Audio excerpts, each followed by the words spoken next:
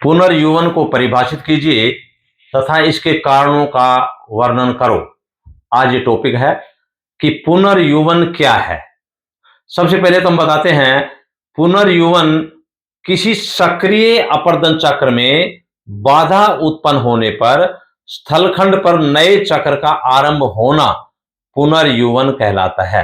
आपका जो सामने कल हमने किया था साइकिल ऑफ हिरोजन, डब्ल्यू.एम. डेविस का अपर्दन चक्र क्या है, तो अपर्दन चक्र का व्यवधान जहां पैदा हो जाता है उसे पुनर्यौवन हो जाता है। अब ये कल्पना करते हैं कि ये हमारा कोई ऊंचा उठा भाग है, यहां टाइम है ये इधर की, और ये हाइट है HEIGHT,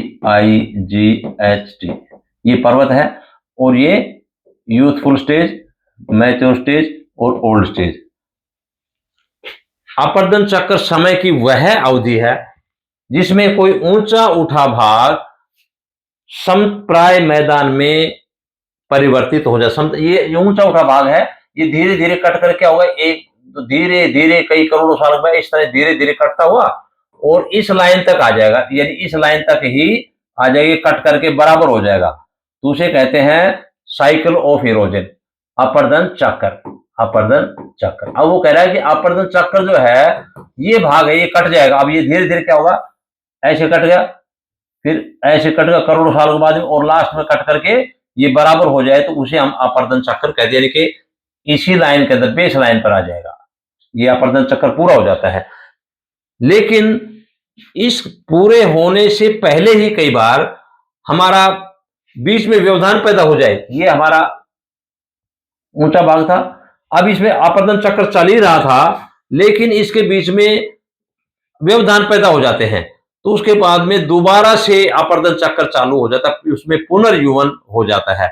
यानी पुनर्यौवन क्या होता है, पुनर्यौवन में नदियों को नई ऊर्जा मिल जाती है। जैसे देखिए यहां कट रहा था और अपर्दन चक्र चल ही रहा था कि ये भाग जो है कट करके ये भाग ये धीरे धीरे कट करके यहां का रहा था, महासागर में जमा होता जा रहा था मटेरियल, और करोड़ों साल के बाद में क्या होगा, धीरे धीरे ये भाग कट जाएगा, इतना भाग बच जाएगा, ये भाग कट जाएगा, ये इधर जमा हो जाएगा दूसरे महासागर में, और उसके बाद ये कट जाएगा और ये जमा हो जाएगा। लेकिन अचानक ही अगर बिछाव के, मान लीजिए ये भाग था, बीच में ही अचानक व्यवधान क्या होता है, बिछाव के कारण से, कल्पना करते हैं कि बिछाव के कारण से यहां जो ये मलबा है ये वापस उठ जाए, यहां ऐसे पर्वत बन जाए, यानी कि पटल विरूपण हो जाए। पटल विरूपण का कि पृथ्वी के अंदर जो धीरे स्लो गति से मूवमेंट होते हैं और स्पीड से भी होते हैं, तो उसे पटल विरूपण बोलते हैं। तो धीरे धीरे क्या होता है, जैसे हमारा हिमालय पर्वत उत्थान हुआ था, क्या होता है, धीरे धीरे तैतीय सागर का मलबा ही ऊंचा उठता हुआ पर्वत बना था। इसी प्रकार से ये मलबा कट करके यहाँ पर अलग से कोई बंगाली खाड़ी या अन्य प्रकार से बिछाव आ जाए और ये ऐसे पर्वत बन जाए, तो क्या होगा, पुनर्यौवन हो जाएगा। अर्थात यहाँ फिर जो है बारिश आएगी, फिर यहाँ से नदियां फिर इसका कटाव शुरू कर देंगी। तो ये एक तो कारण हो गया पटल विरूपण द्वारा पुनर्यौवन। दूसरा है हमारा भूखंड का धंसना। भूखंड का धंसना, मान लीजिए हम कल्पना करते हैं ये ऊंचा भाग है, अपर्दन हो रहा है, ये कटता जा रहा है, लेकिन ये भाग ऐसे चल रहा था, लेकिन अचानक बीच में ही कोई भाग धंस गया, क्योंकि हमारी पृथ्वी के अंदर तो कंप्रेशन एंड टेंशन दोनों चलते रहते हैं। बिछाव के कारण से कोई भाग जो है फोल्डिंग ऊपर पर्वत बन जाता है, और जब विपरीत स्थिति चलती है तो क्या होता है, धसाव हो जाता है, टेंशन तनाव के कारण से। तो बीच में ये होने से क्या हुआ, ये जो नदी यहाँ धीरे धीरे चल रही थी, अचानक से ऊपर से पानी गिरने से और ये भाग कटाव की मात्रा क्या होगी, तेज हो जाएगी। तेज होने से जो है पुनर्यौवन हो जाएगा। यही होता है, दोबारा से बुढ़ापा हो और उसके अंदर जवानी आ जाए, यूथफुल स्टेज आ जाए, तो उसे कहते हैं। तो ये हमारा भूखंड का धंसता है, तो ये भाग धंसने के कारण से भी मटेरियल जमा होना शुरू हुआ, अपर्दन की मात्रा तेजी से हो जाएगी। तो दूसरा है भूखंड का धंसना। तीसरा है समुद्र तल में परिवर्तन। तीसरा कारण ये भी हो सकता है कि हम मान के चलते हैं कि भाई ये भाग है, ये अचानक और इसमें समुद्र तल में परिवर्तन कैसे, ये भाग था, ये समुद्र तल था हमारा, यहां पानी हमारा यहां तक है, लेवल तक, ऐसे ऐसे लेवल तक है। लेकिन क्या हुआ, नदियां अपना कार्य कर रही है, बारिश के कारण से कटती जा रही है और समुद्र तल में आगे जा रही है। लेकिन कई बार जब लेवल बराबर हो जाता है तो अपरदन चक्र बहुत ही धीमा हो जाता है, वृद्ध अवस्था के अंदर हम पहुंच जाते, बराबर हो जाने के। लेकिन कई बार क्या होता है, ये समुद्र है, इसका वाष्प बनने से क्या होगा, ऊपर वाष्प बनेंगे गर्मियों के अंदर, और यहाँ बादल बनेंगे, बादल बनेंगे, ये आगे जाएंगे, पहाड़ों के ऊपर जाएंगे, पहाड़ों पर जाके क्या होगा, जहां पर पहले बारिश आती थी, बारिश की बजाय ये समुद्रों का पानी ऊपर जाकर के और दूर जाकर के यहाँ बर्फ के रूप में जमा हो जाता है, और ये पानी की मात्रा इधर जो है बर्फ के रूप में जमा होता जाएगा बार बार बार बार करके, और यहाँ समुद्र का पानी है वाष्प के कारण से ऊपर चला जाएगा, और इसकी मात्रा ऊंचाई की बजाय क्या होगा, नीचे, इसका लेवल है नीचा चला जाएगा, समुद्र है जहां पर ये इस लेवल पर था, ये घट करके क्या होगा, हमारा लेवल इतना हो गया, यानी कि समुद्र की मात्रा ये होगी। क्योंकि समुद्र में हम देखते हैं समय के अनुसार परिवर्तन आते रहे हैं। महाभारत काल में हमारा समुद्र तल तो बहुत ज्यादा गहरा था, क्या कारण क्या था, हमारा जो पानी था वो सारा सारा ग्लेशियर में बदल गया था। अब दोबारा से हम क्या कर रहे हैं, गर्मी के कारण से वही ग्लेशियर पिघल रहे और समुद्र का तल ऊंचा होता है। तो समुद्र में परिवर्तन के कारण से क्या होगा, ये नीचा भाग होगा तो इसका कटाव तेजी से होगा, और आने से समुद्र के अंदर बहाव की मात्रा नदी की तेज गति से होगी और कटाव की मात्रा ज्यादा होगी, और समुद्र तल जो नीचा है उसमें फिर जो है मेटीरियल, नदियां स्पीड से चलेंगी और उसमें अपरदन की मात्रा की क्षमता बढ़ जाती है। अगला है पुनर्जनन का चौथा कारण में ज्वालामुखी क्रिया। एक और कारण भी है कि पुनर्जनन कैसे आ सकता है, इसका एक कारण और भी है।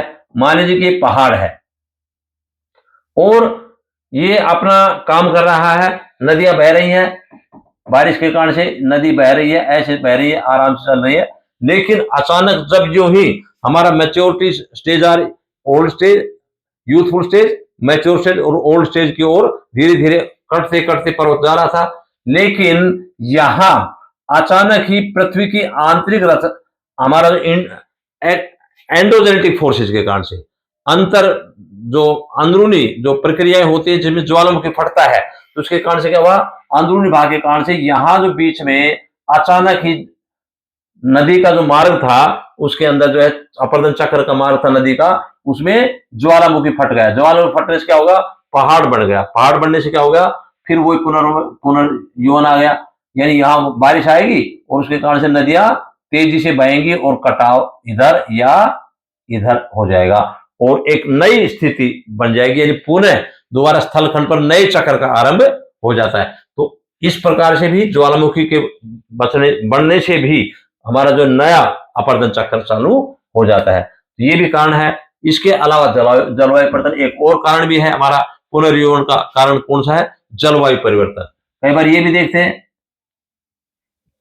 मान लीजिए ये पहाड़ है, लेकिन ये पहाड़ कहां पर है, ये पहाड़ ऐसे शुष्क क्षेत्र में है जहां बारिश ही नहीं हो रही है, कई सालों से कोई बारिश नहीं हो रही। जैसे कि हमारा उष्ण या शुष्क क्षेत्र है, राजस्थान का डेजर्टेड एरिया है, पहाड़ तो हैं लेकिन बारिश नहीं होती है, तो बारिश नहीं होगी तो अपरदन कहां से होगा, तो इसलिए करोड़ों सालों से वैसे वैसी स्थिति बनी हुई है, अपरदन चक्र में तेजी नहीं आई। लेकिन जलवायु परिवर्तन हो गया। जलवायु परिवर्तन का मतलब है जहां शुष्क क्षेत्र था वहां पर हमारा ये जो पानी की मात्रा ज्यादा हो गई और उसके कारण से पानी की मात्रा तेजी से होने से हमारे पास जो है जलवाष्प तेजी बढ़ने से यहाँ पर नदियां आने लगी, बारिश ज्यादा होने लगी। बारिश होने से क्या होगा, इसके अंदर जो पहाड़ था, पहाड़ के ऊपर जो नदियां थी बह करके बड़ी तेजी से कटाव करते हैं और कटाव करने का से अपरदन चक्र की क्षमता है काटने की वो ज्यादा हो जाती है। तो ऐसी स्थिति भी हो जाती है कि जिसके कारण से